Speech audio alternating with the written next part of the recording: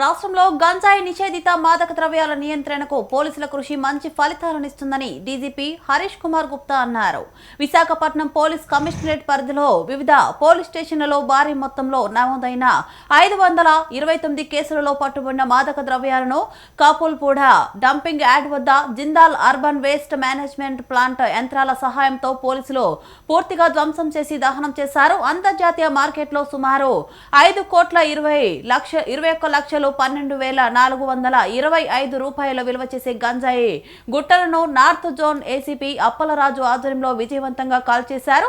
ఈ గంజాయి దహన కార్యక్రమానికి ముఖ్య అతిథులుగా ఆంధ్రప్రదేశ్ డీజీపీ హరీష్ కుమార్ గుప్తాతో పాటు విశాఖపట్నం పోలీస్ కమిషనర్ శంకు ప్రతాప్ బాగ్చి, జిల్లా collector MN Harindra Prasad, IG Ravi Krishna హాజరయ్యారు. ఈ సందర్భంగా డీజీపీ మరియు సిపి, కలెక్టర్ తదితరులు మాట్లాడుతూ గంజాయి రవాణా విక్రయాలకు పాల్పడే వారిపై కఠిన చర్యలు కొనసాగుతాయని హెచ్చరించారు.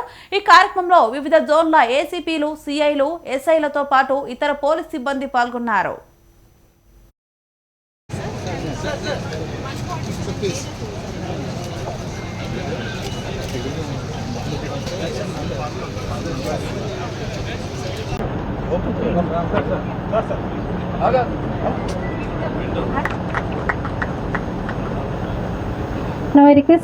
ఇది కేవలం ఒక సింబాలిక్ యాక్ట్ మాత్రం కాదు.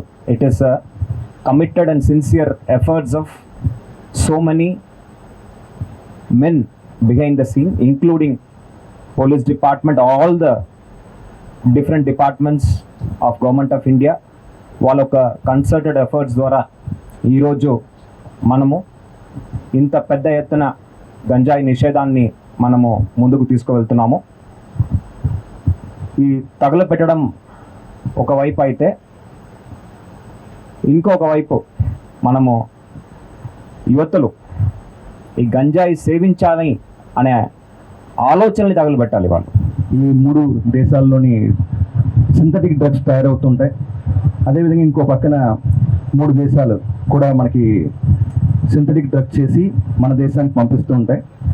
పాకిస్తాన్ ముఖ్యంగా పంపించే సింథటిక్ డ్రగ్స్ మన వాళ్ళు ఎవరు కొన్నా సరే, అంటే కొంత డబ్బు ఈ టెర్రరిస్టుల చేతికి వెళ్తుంది. నార్కో టెర్రరిజం అంటారు దీన్ని. అందుకనే ఇటీవల మేము ఈగల్లో ఏ కాలేజీకి వెళ్ళినా ఒకే ఒక ప్రశ్న అడుగుతున్నాం. దేశాన్ని ప్రేమించే ఏ వ్యక్తి కూడా డ్రగ్స్ను ముట్టుకోడు. ముఖ్యంగా ఈ డ్రగ్స్ను ముట్టుకుంటే ఇంకా కొంత డబ్బులు ఈ టెర్రరిస్టుల చేతిలోకి వెళ్తాయి. మనకి ముంబై బ్లాస్ట్లో కూడా ఎన్ఐఏ వాళ్ళు కూడా ఛార్జ్షీట్ వేసినప్పుడు ఈ టెర్రరిస్ట్ లష్కరే తోల్బాయిన వ్యవస్థకి డబ్బులు ఎలా వచ్చినాయి అంటే ఇంకా ఈ డ్రగ్స్ కార్టెల్ ద్వారా చేంజెస్ వాళ్ళు చెప్పడం జరిగింది. దాని విషయంలో మాట్లాడితే మీరు తెలిసిన విషయం ఇదే ఒకటే. ఈ ఆంధ్రప్రదేశ్లో జూన్ 2024 తర్వాత గాంజా మన ఇక్కడ ఏఎస్ఆర్ డిస్ట్రిక్ట్ కానీ మిగతా జిల్లాలో ఉన్న కానీ మొత్తం డిస్ట్రక్షన్ అయిపోయింది. కొత్తగా నిన్న మొన్న ఎడ్రిన్ సర్వే కూడా వచ్చింది, సాటిలైట్ సర్వే. మన జీరో ప్రొడక్షన్ కూడా అనౌన్స్ చేయొచ్చు. జీరో ప్రొడక్షన్ ఇప్పటికి. సో అది ఒక విషయం.